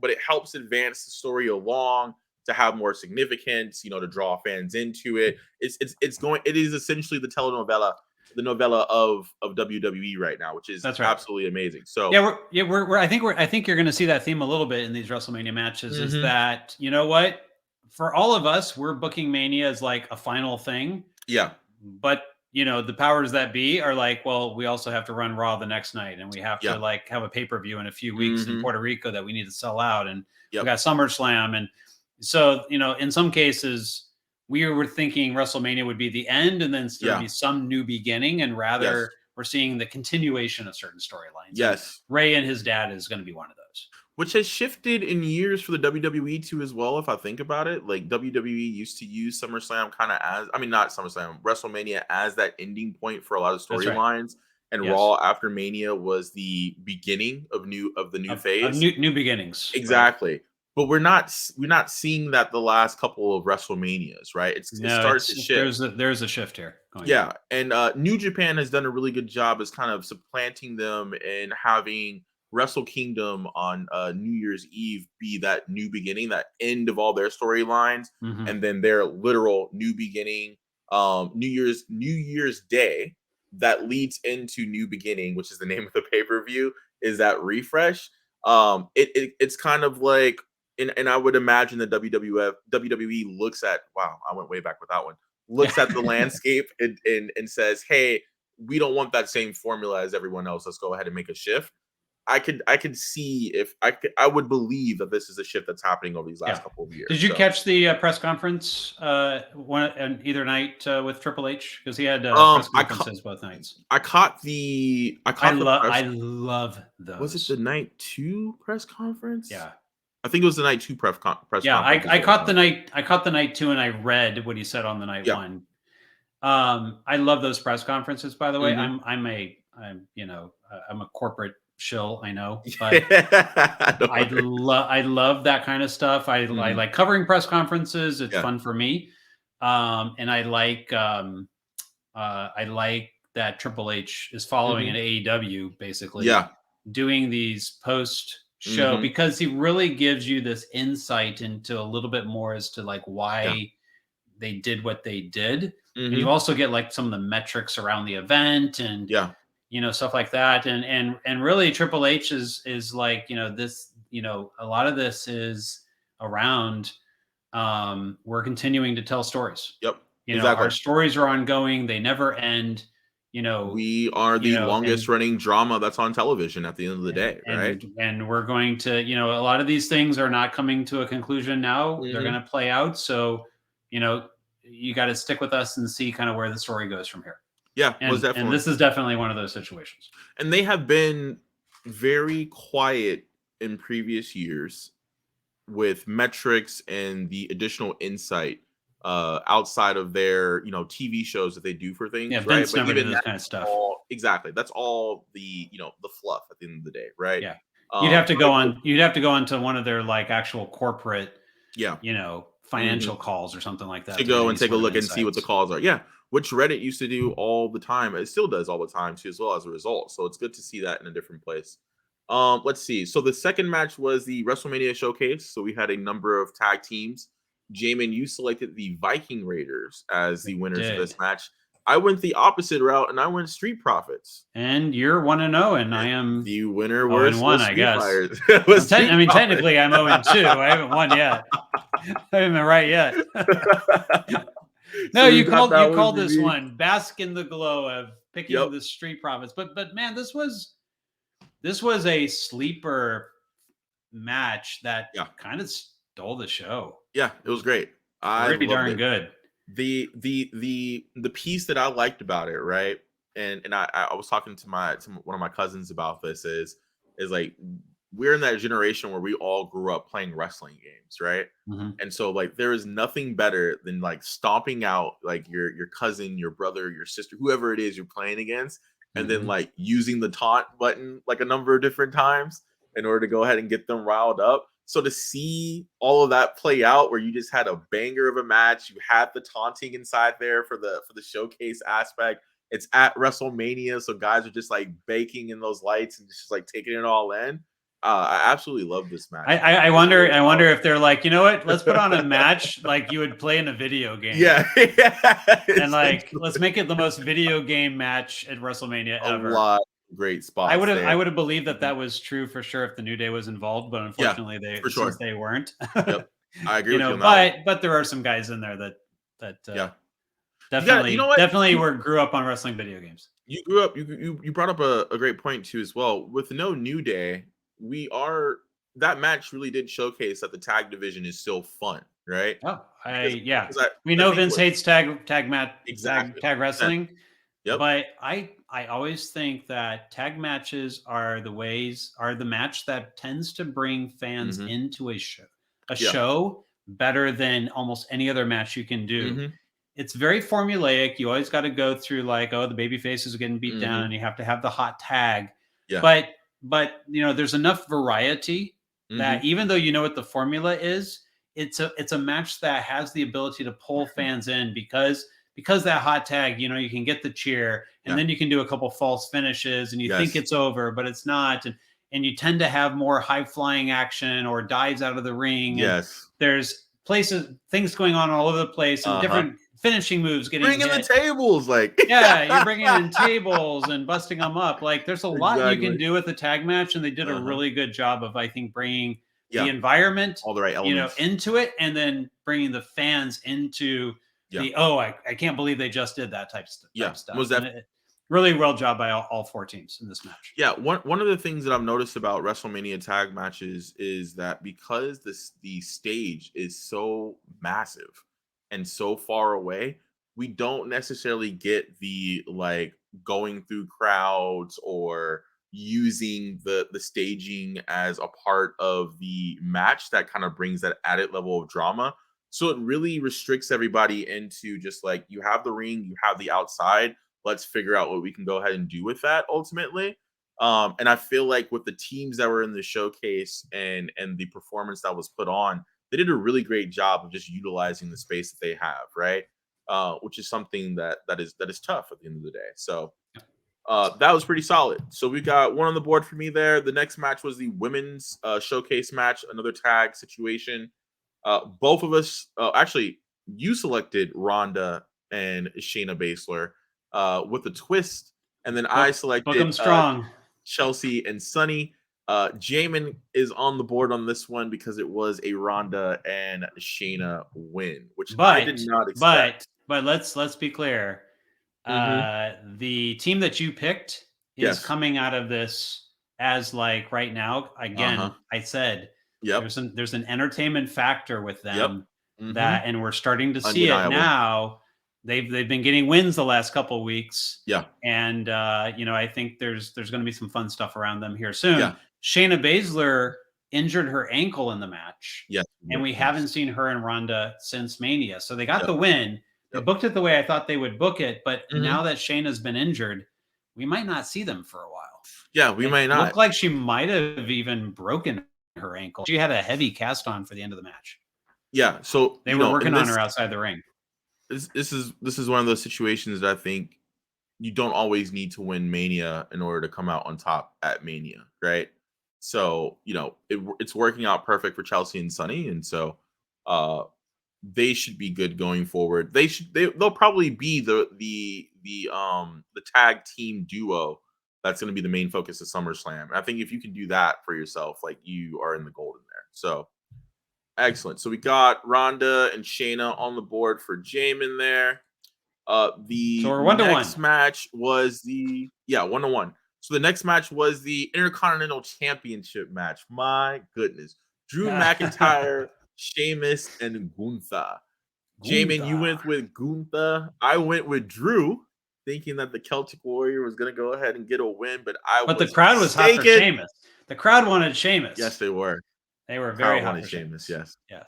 At one point in time, I wanted Sheamus to go ahead and win that match too as well, and then I remembered that I selected. You're like, oh wait, I put a picture. Now you're back on the board for that one, but yes. I will say this: I'm in the lead too. Yes, I will say this about that match. Very temporarily. That was the best all big man. Like, typically it's 1-on-1, but anytime that there's ever been, 3 plus big man in a ring, that's the best match I've seen out of big men. That's been more than a 1-on-1 match. It was just everything that I could have expected from some strong style bruisers who also are pretty athletic themselves too as well. Mixing things up with a combination of just, I'm gonna beat you down, a combination of technical wrestling, giving us the theatrics of going on top of the ropes and doing some things in and out of the ring that I just absolutely love. I thought that this match almost stole the show that evening. Probably best match. Honestly, with maybe the exception of the tag team night one. Yep. Main event. Yep. Probably the match of Mania. Yeah, I agree, 100%. Debatably, and some people thought it the best Intercontinental match since Steamboat and Savage WrestleMania. Oh man, it is definitely up there, 100%. Also, that Steamboat and Randy Savage match, I just rewatched that not so long ago. Absolute banger, man. I miss Randy Savage so much. You go like that match would actually be a good match today. Yeah, and it was that long ago. Yes, crazy. I agree, 100%. The number of false finishes in that match is insane. But they made sense, and that's why I appreciate. They told a story. Absolutely appreciate it. Told a really good story around all that WrestleMania 3. But yeah, same thing here. And by the way, Gunther has not had a bad match since he's been on the main roster. Has not had a single bad match. He's Gunther. I would even say that he's money every single time out. I thought that the name change was going to hinder him, and it has not whatsoever. He got the name change. He lost the weight. He got in a lot better shape. I like that. He's moving mad in the ring. Like, honestly, the reign feels perfect, right? It doesn't feel overpowered like Brock Lesnar having a title in his hands. It feels just right, and I absolutely love that when it comes to a big man in the ring. So I'm a big fan. Let's see. Our next match, number 5, was the Hell in the Cell with Edge versus Finn Balor. We did not get the Brood. We did not get the Brood. Yeah, no, we got Brood Edge. Yeah, Brood Edge. But I didn't get what I really wanted. Gangrel? Thank you. I mean, he was there. He was Christian, backstage. yes, he was. Did Vince do this? Did Vince change it? Was Gangrel going to come out and Vince didn't let him? If Christian wasn't going to show up too as well, I was like, cool, it's fine. He does have the AEW contract, but I know how Tony Khan will allow them to go ahead and do some things. But at minimum, I was hoping that we would have white shirt, just straight out of Blade, sunglasses, the fangs, all the fire, all the blood. Like, that stage was absolutely perfect to bring back like the old like red lighting too as well. Oh my god, I was so ready for it. We booked it. We booked it better than they did. Yeah, 100%. And then in terms of the winner for this one, Jamon, you went with Edge and I went with Finn Balor. I'm up 3-1. And Jamon got the win. I think my fortunes are going to change here quickly, though. Look, I'm going to go ahead. I'm getting all my win. I'm getting all my wins early, kind of like the Quakes this season. This has to be the worst L that I've taken on this entire card. Okay, because it is. It is the worst. As a fan of Demon Balor, there's no reason they should have. I have no I hope said this. anymore. I said that even if they book Edge to win, he is not walking out. He is going to be carried out on a stretcher. They messed up the booking on this match so bad. Everyone was upset about this match. Yeah, I mean the gash. I don't think anyone's happy about the match. And poor Finn Balor got his head sliced. Got his head split open. So, which is absolutely wild. If you have not seen this, if you are still listening to this because you came to listen to Quakes Soccer Talk, and now you are here at WrestleMania Talk, please go Google Finn Balor, FINN space BALOR, and look at the gash he sustained in that match. If you are a fan of sport, you have to appreciate the fact that they put their bodies on the line like this, because that gash was 14 stitches at ringside in the middle of this match. Yeah. Mm-hmm.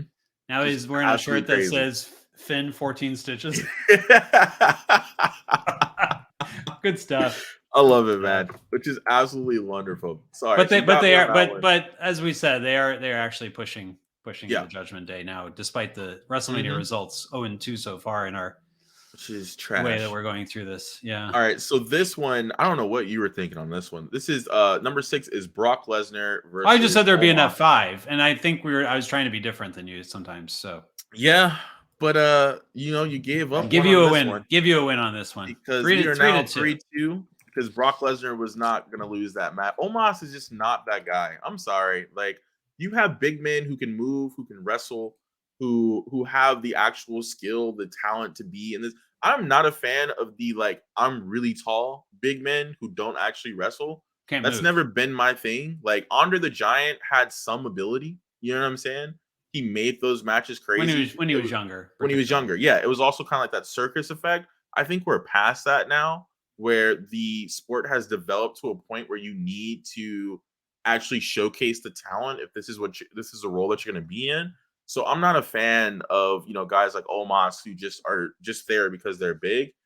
And I'm glad that he didn't win that match, because a lot of people work really hard year long to go ahead and have a Mania moment and actually get a WrestleMania win. I would have been really upset to see some folks not get that WrestleMania win, but Omos have one at the end of the day. I think my thought process on this was that there was a chance that Brock was not going to resign. That was the rumors around it. And if he didn't resign, then would he give Omos the win going out the door? Yep. Well, if you didn't see Raw After Mania, I can just tell you that not only did Brock resign, Brock made a statement. Yes, he did. So most definitely. So we'll get to that. We'll get to that. Excellent. So number 7 on the list, we have I have never I don't even understand. Does she have some new technology available to her? But Trish Stratus still looks the same when I was a kid. Crazy, huh? Stacy Keibler does too as well. And I am really not as shocked because Stacy Keibler always looked significantly young when I was a kid. But Trish, man, not aging one bit whatsoever. The new render that they put up of her, I was just like, is this the same Trish when I was younger? That's wild. Lita and Becky Lynch versus Damage Control. Some of my favorites, Dakota, Io Sky, and the always beautiful, the always wonderful, the San Jose native herself, Bayley. Let's give it up for Bayley. That's right. Of Damage Control. The winner in this one was the Legends versus Legends plus Becky.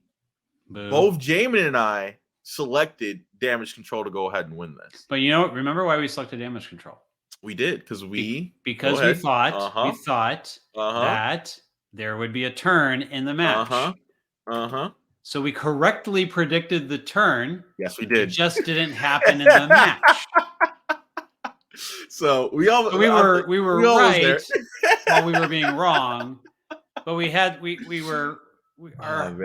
had the right idea. We knew what we knew what was coming down the pipeline, basically. I just get frustrated that they're like, oh, we can't tell stories at Mania. They're like, we gotta have matches at Mania. No, you can tell a story. Tell the story. That's what we're. That's how you put the hook in there for people to tune in the next night. That's what I'm saying. And the other thing too, as well, is like, you know how many people watch WrestleMania but have never watched, another episode of Raw or SmackDown. Tell the story during Mania. You lose most of the audience for the next night. It's ridiculous. So it's crazy. So that was that match. Let's go to number 8. Okay, this match was actually pretty good. This was the Raw Women's Championship. Bianca, Binky Belair, and the one, the only, the unformidable Asuka, who I was really sad to see lose in this match. But Jamon, both of us picked Bianca for this one, so that is a point for both of us. We called it, and they just don't they don't know what to do with Asuka anymore. It's very apparent. I feel like she's there for developmental purposes. I hope that she's working with some of the younger talent to go ahead and get them up to speed, because some of that younger talent does need the mentorship. But in terms of like storyline and like what they want to do with her, I just don't feel like they know what the next step is. Kind of like how Shinsuke did nothing until he won the Intercontinental Championship, right? So it feels very similar for our Japanese wrestlers right now. It's just not clear to me, what is Bianca going. You can kind of see a future in which Bianca and Rhea are going to meet. Yeah, but they're not going to meet before Mania. No. So now you got to fill an entire year of Bianca doing what exactly? Well, no one that's on our level. No, unfortunately. Even if Alexa Bliss comes back, like, we already saw that before Alexa Bliss left, right? So there's not much that you can do. Charlotte's going to take a break. Nia Jax came in for one match for Rumble, and that's it. Like if it was Nia, you could kind of see something there. Well, with Shayna hurt, it opens the door for Ronda, but we don't want Ronda. I don't think. I could be wrong about this. I'm not sure Ronda wants to work Bianca. That's fair. I don't know if she can. Honestly, I don't think she has the ability to. No, that's my point. I don't know that. I don't know that they could put on a match that would be satisfactory to anyone. We know that. No. We know that she can do him with Charlotte Flair, but Charlotte Flair can work with anyone. Some of those matches would between Ronda and Charlotte Flair, where they just beat each other up. Yeah. Like, what was that, 3 years ago or so? 4 years ago? Mm-hmm. Those were really good, right before COVID, I think, hit. But again, those were really good. Props to Charlotte. But we've never gotten that kind of performance out of Ronda anywhere else. Yeah, honestly. No. And I don't think you will, honestly. Like that is really more props to Charlotte. Charlotte is really good in the same way that her father was in entertaining. Where I feel she knows how to make the opponent look good and get herself over at the same time. And that's why she's up there for me, because it is a combination of that ability plus the actual skill, right, to be a wrestler, right? Where Bianca right now for me is, I have the skill, but I don't have that talent that Charlotte does to make other people look good. While they're in matches with me, like, they have to bring something to the table in order for it to be a good match for Bianca, right? I know, like, Charlotte looks good with blue. I know they like to keep her on SmackDown, but it would be nice to see Charlotte and Bianca do a program on Raw. But that would mean in the draft, that Charlotte would have to come over in the draft. You know what? The draft is what, this week? This upcoming week? It might be this upcoming week. It's soon. Yeah, next couple weeks for sure. Well, Charlotte's supposed to be taking a break, so if they did, she just took a break. Over. What's she doing now? She just took a break. Andrade's hurt. Okay. She lost the belt. Okay. Charlotte likes her mental breaks. Like that's what she does. Yeah, like, but she was gone for the longest time and then came back, won the belt, and held it for 3 months, and then took another break. What is up with that? I honestly like from the discourse that I've been reading online, there keeps being this whole thing about her wanting to take her break, and I'm like, are you just gonna She had a be 9-month Brock break. Lesnar now? Like, is that I kind don't of what know. you're doing? Like, I don't know. She had a doesn't 9-month break. I don't get it it. doesn't seem like she wants to continue being full time if that's the case. So So, I maybe it's a mean, that's transition fine. into That's up that. to Yeah, her. yeah, it's up to her. But I think it would be good for her and Bianca to have a program at some point. I agree that it has Have to they ever happen. really had a real program? I don't think Not so. anything that's major. When Bianca was first coming up, and you have that whole like I'm the old guard of NXT, and you're the new, right? Yeah. Charlotte does a really good job at being that kind of final boss when it comes to NXT Sure. 4 horsewoman, right? Sure. Because they never gave those same props to Sasha. Bailey is more of a mentor.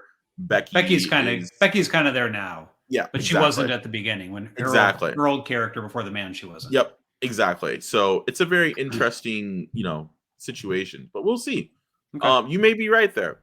Let's see. So getting down to the next piece, that's 4 for Jamon, 3 for Dom. We are at the match of WrestleMania, which is the undisputed WWE Tag Team Championship. The Kevin Steen and El Generico versus the Usos. Both of us, Jamon, picked Hopefully Steen. everyone knows what we're talking about there. If you're a wrestling fan, you do. Both of us picked Steen and El Generico, and Steen and El Generico were the winners of this one. So that is, again, points on the board for both of us. I don't know what to say about this match that hasn't already been said, but if there is a match to watch at WrestleMania, if you have not watched WrestleMania, go on YouTube and check this one out. It was absolutely amazing. They told a story in that ring, and I think that is proof enough to go ahead and show the powers that be that these types of things are okay, because there was so much emotion for me and my friends watching this match and just like talking about like all the events that led up to this match and the Roman Reigns match that we'll get to later on. It was just like that climax, so much like, oh my goodness gracious, from super kicks to just like thinking that Sammy and Kevin were just not in it at one point in time, and then how everything just, oh my god, I don't even know where to start, man. Like, it was such a great Mania match. I'm gonna put it up there as one of my favorite tag matches of all of WrestleMania, like of all time. It's in my top 5 favorite tag team matches for sure, 100%. Yeah. I mean, look, the Usos never have it. We talked about Gunther never has a bad match. The Usos never have a bad match, right? Not at all. And not at all. To put them in the ring with people who know how to tell a story as well as Owens and Sami Zayn do is, it's going to be magic. It doesn't matter if it's just a random, SmackDown or a main event of WrestleMania, right? Yep. It's going to be well done. It's going to tell a story. It's going to be entertaining. The level of acting of the people involved is at a different level than it is for almost anyone else in the industry, which has to be respected. Which has 100%. To be respected. And you got that in the match. You got Sami Zayn and Jey Uso, particularly the two of them, getting to kind of finish off this story that they had been really kind of putting together for the last 9 months before that, and in a super satisfactory way.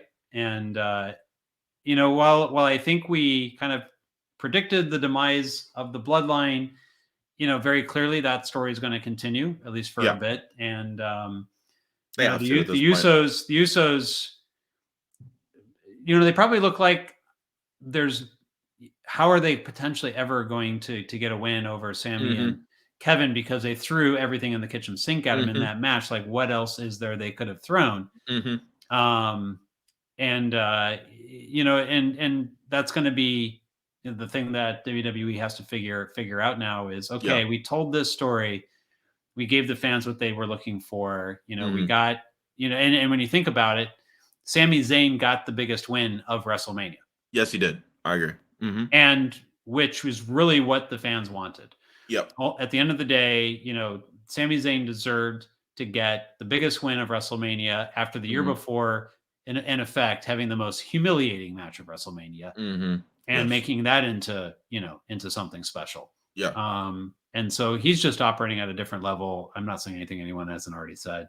Yeah. But Sami Zayn's just at a stratosphere above everyone else, Yeah. on the planet when it comes to the art of sports entertainment and professional wrestling. And I would say that the right win was in the tag team match versus if he would have been going up against Roman at WrestleMania 2. Completely agree. Right. Because if it had been him in the main event, he wouldn't have gotten that win. No, it would not have been as satisfactory. Not at all. So it worked out perfectly. 10th match here. We are almost done. It is the SmackDown Women's Championship, Charlotte Flair versus Rhea Ripley. A lot of people were split on this one. When the match was happening, like I was on Twitter and folks were very split on this matchup. In terms of who would win, or exactly, in terms of who would win. It was for me, you always have the Charlotte Boo Birds, the folks who say she's like so boring and they're tired of seeing her reign, basically. And Rhea Ripley is obviously the hot ticket in the women's division right now, outside of Bianca. I actually would think that now that Rhea Ripley, which actually let me stop myself here. The winner of this match was Rhea Ripley, which we both picked. Which we both picked, right? Now that Rhea has the belt, we have to have the conversation of who is the most popular women's champion. Because I would say, between Bianca and Rhea, I would say that before WrestleMania, I was all in on it being Bianca. Having the TV show coming up soon, being the one who's had the better run. Not to say that Rhea's storyline leading up into this match hasn't been good, or the mixed tab stuff that she's been doing hasn't been good. She's really stepping into that China-esque role that we talked about, right? But now that she's champion and she beat Charlotte Flair, it's hard to say that she is not the top dog when it comes to women's champions right now. Oh, and she ran over Kevin Owens the other night too. Which is awesome. Kudos to KO, because KO, he's like, I am taking a bump tonight. Yeah. Because he does that. And he just like looked like he got turned inside out by Rhea Ripley. It was great, man. Fantastic stuff. But yeah, I would say that Rhea is she's challenged, despite the fact she is a heel. Yeah. People are just enjoying her work because she has definitely found that character that you wanted her to have before. Yeah. She looked cool, but she didn't have a character.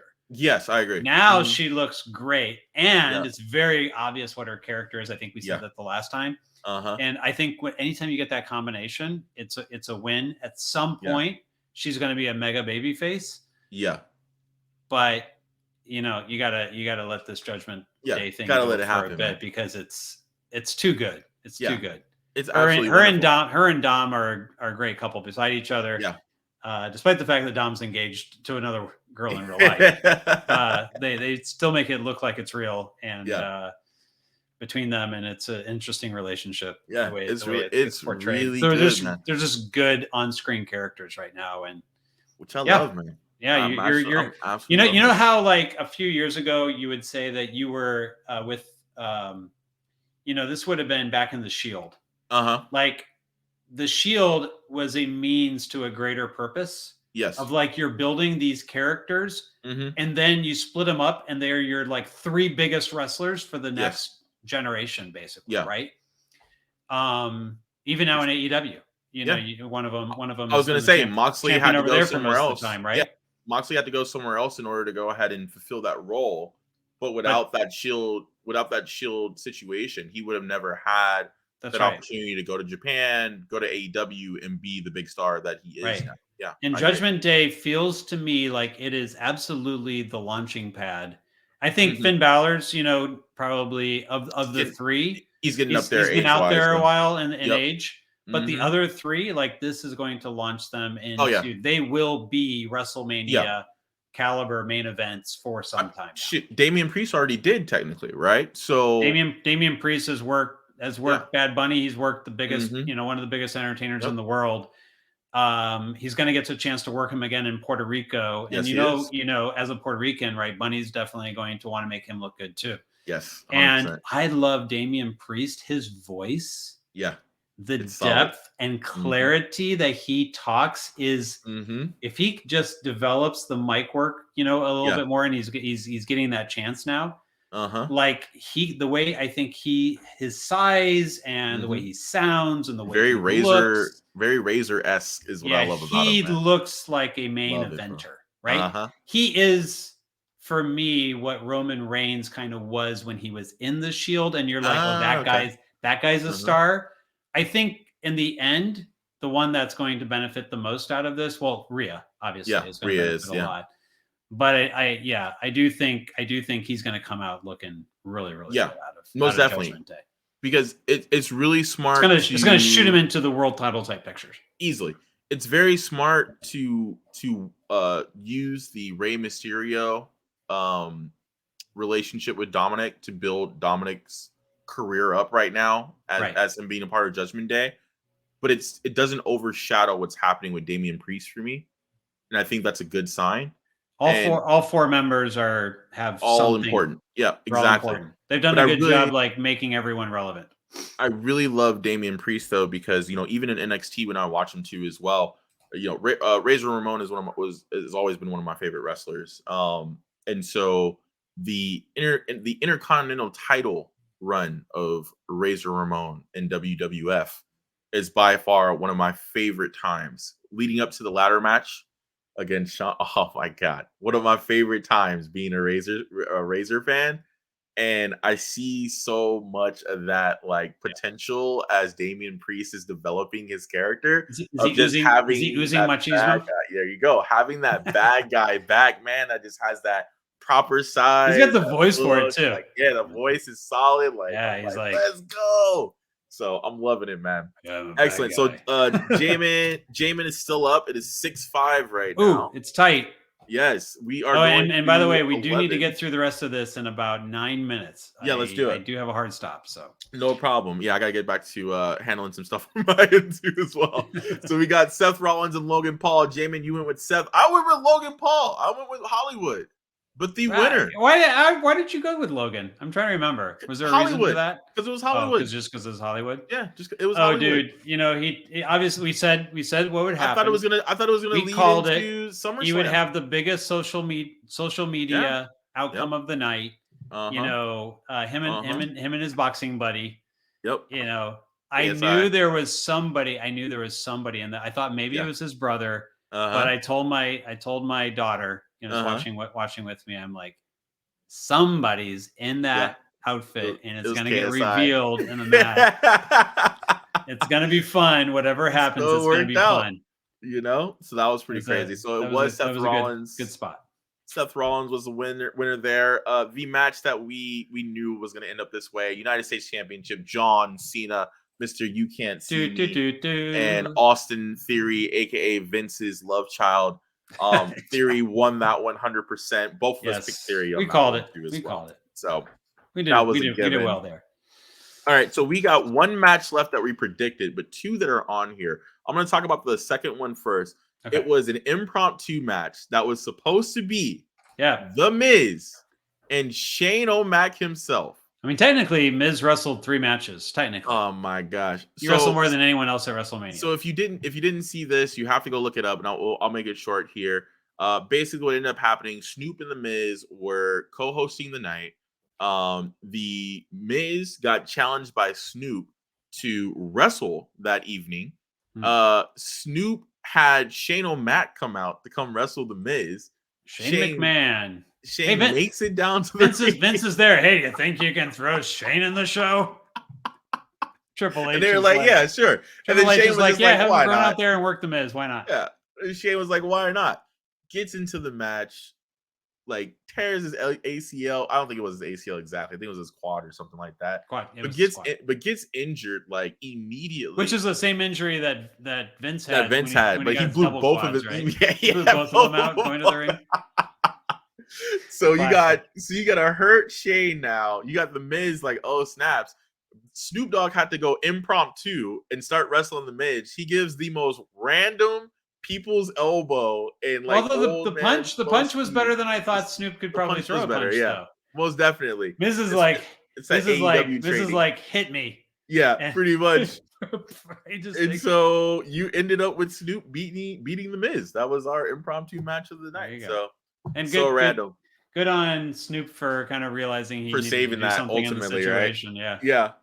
And the Miz will put anyone over, obviously. So we no one's got points for that one. But with the final here, I mean, you're gonna win ultimately because I can't even tie, unfortunately. But I was for sure you were gonna win this thing. No, you know, I thought I was too, but I went too radical. How did that? I'm like, oh man, he won again. Radical, oh man, every time I saw stuff, I'm like, oh man, he won again. No. So the last match here was the undisputed WWE Universal Championship match. It was Cody Rhodes. It was Roman Reigns. Cody Rhodes is who Jamon picked. Cody Rhodes is who I picked. Roman was who won, unfortunately, for both of us. The Solo Sikoa intervention, amongst many other things about that match, which I was not a fan of, ultimately led to the Bloodline leader reigning over Cody Rhodes there, going to hit that landmark for the longest championship reign. So that record is going to happen without a doubt. Now, so they said they wanted 1,000 days, and so that was the they're going to get to it. They're going to get to it. Yep, they're going to get to it. But we thought that perhaps things would change and Cody would have his moment. Did not happen. Cody instead had his moment at Raw by getting beat up by Brock Lesnar. So kind of a tough weekend for Cody Rhodes. But I guess he's the winner. I think we talked about this, you know, but here's the situation, right? If Cody had won, I'm pretty sure we'd be in a situation where within 3 months they would have to turn him heel because he didn't really have to overcome anything in order to be able to get this match truly, right? Other than the injury. He overcame the injury. Which so a real world situation, which is he got respect out of that, right? But he didn't overcome anything in storyline. Yep. Now it seems like they are setting him up of like, you know, and look, you can say like because he started AEW, he's got to get punished.